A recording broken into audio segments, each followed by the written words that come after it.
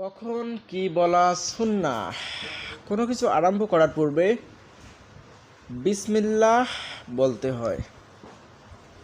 ভবিষ্যতে কোনো কিছু করার উদ্দেশ্যে ইনশা আল্লাহ বলতে হয়।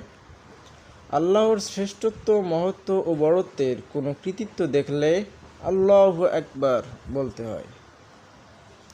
কোনো বিস্ময়কর ভালো বিষয় দেখলে সুবহানাল্লাহ বলতে হয়। ভালো কিছু খাওয়া বা শুভ সংবাদ শোনাতে বলতে হয় আলহামদুলিল্লাহ। বিপদের কথা বা খারাপ সংবাদ শুনলে, হারিয়ে বা কিছু চুরি হয়ে গেলে ইন্না লিল্লাহ পড়তে হয়। প্রশংসার বহিঃপ্রকাশ বা ভালো যে কোনো কিছু দেখলে মাশা আল্লাহ বলতে হয়। উপকারীর কৃতজ্ঞতা প্রকাশ করতে জাযাকাল্লাহ খৈরন, জাযাকাল্লাহু খৈরন বলতে হয়। হাসির ক্ষেত্রে যা বলতে হয়, হাসির ক্ষেত্রে আলহামদুলিল্লাহ বলতে হয়। কেউ যদি হাসি দেয় তাহলে বলতে হয় আলহামদুলিল্লাহ। কেউ যদি হাসি শোনে তাহলে বলতে হয় ইয়ারহামুকাল্লাহ।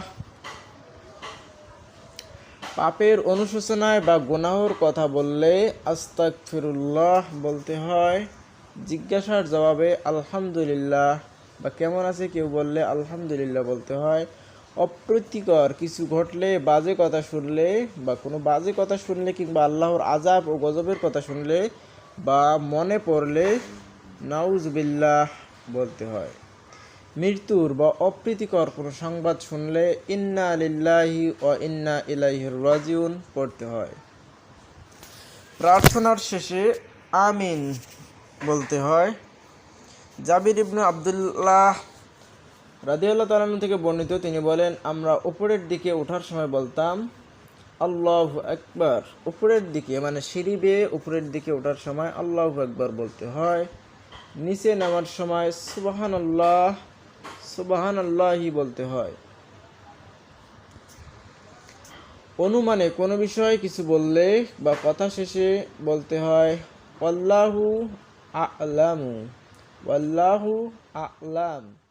পশু জবেহ বা নাহর করার সময় বিসমিল্লাহি আল্লাহু আকবার। বিসমিল্লাহি পশু জবেহ বা নাহর করার সময় বলতে হয় বিসমিল্লাহি আল্লাহু আকবার। কোনো বিজয় লাভ করলে কিংবা বিজয় লাভের আশায় আল্লাহু আকবার বলতে হয়।